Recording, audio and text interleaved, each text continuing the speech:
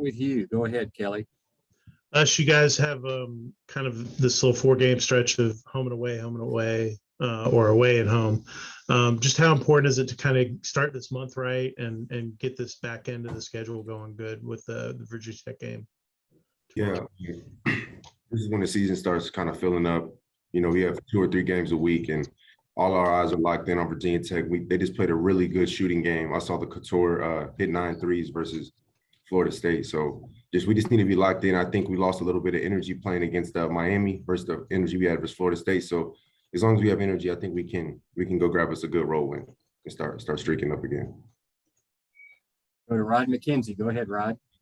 Hey, Jordan, you play with a lot of energy, full speed the whole game. You've taken some bumps and bruises recently. How are you feeling going into the game? I'm good, man. It's just, it comes with sports. It comes with everything. You get banged around. You might wake up and stub your toe on the side of the nightstand. It's just, you just got to fight through it. I've been lucky enough to not have anything too serious other than some bruises and having to put Rich on a little overtime to, you know, maybe take me up or rub me down or ice bath. But that's it. Nothing too major, luckily. Let's go next to Ken Segura. Ken? Jordan, the defensive turnover numbers, the steal numbers look like they're up, and it seems like, I don't know, maybe active or the zone's working better. What do you see in terms of how that's doing better recently? I think what I said the last time, kind of just being able to fly around and not so much focus on principle, because when we're younger in the game and don't have too much game experience, if you start thinking about, scheme and strategy too much, I feel like you can get away from competing every play.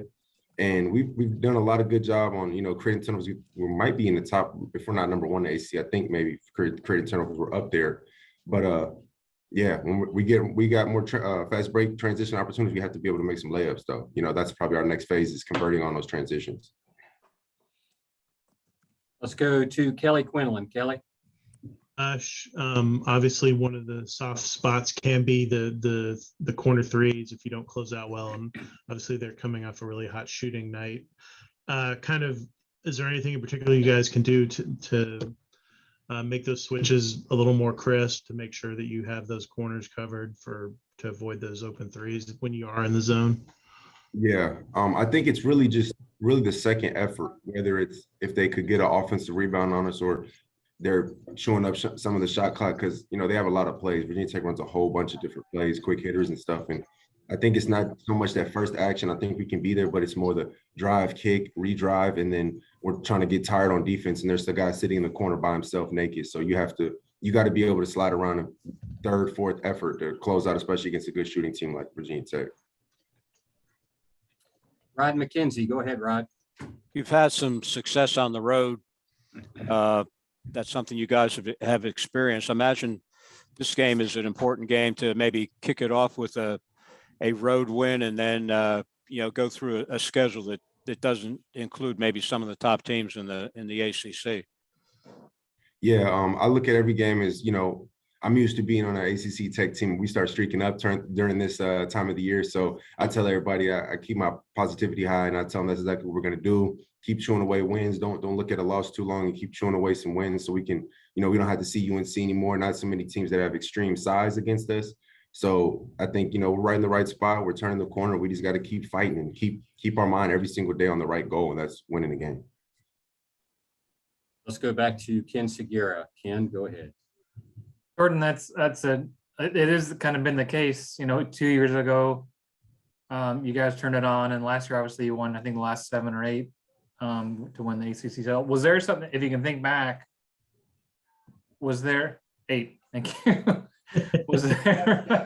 was there like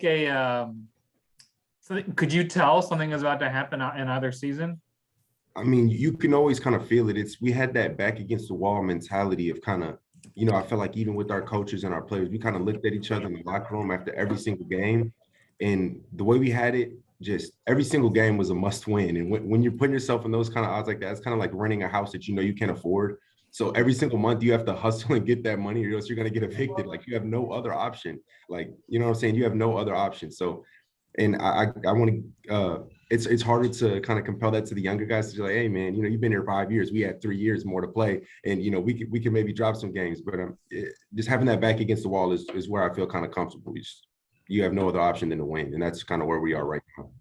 So the rent's due, is that you're saying? Yeah, the rent is due, man. It's time to pay. We done got 2-3 eviction letters. We have to pay now. We have to pay. Okay, the floor is open. We can take a couple of more if anybody's got one. Ken Segura, go ahead, Ken. I had an unrelated question.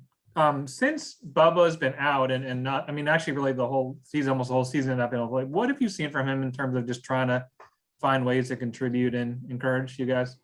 Well, yeah, our coach does a great job recruiting great character young men. Like, I really think we have a bunch of good dudes, a bunch of good friends that, and GT has made me so many friends and memories and people that I can call on. And just being able to see Bubba, you know, it's hard to bring value on the court when you haven't been able to even practice or play with us the entire year, basically other than 2 games. But Bubba's just a caring dude. He texts us all the time if he's not around us, or he's telling us in person how much we're doing bad, if I'm doing bad, if I'm doing good, trying to motivate people. But I like to see him be able to just make an impact whenever he can. And I know it sucks not being able to play because he's a competitor. Anybody have one more? We'll take one more. Okay, sounds good. Thank you, Jordan. Have a good trip. Jordan? Yeah, thanks.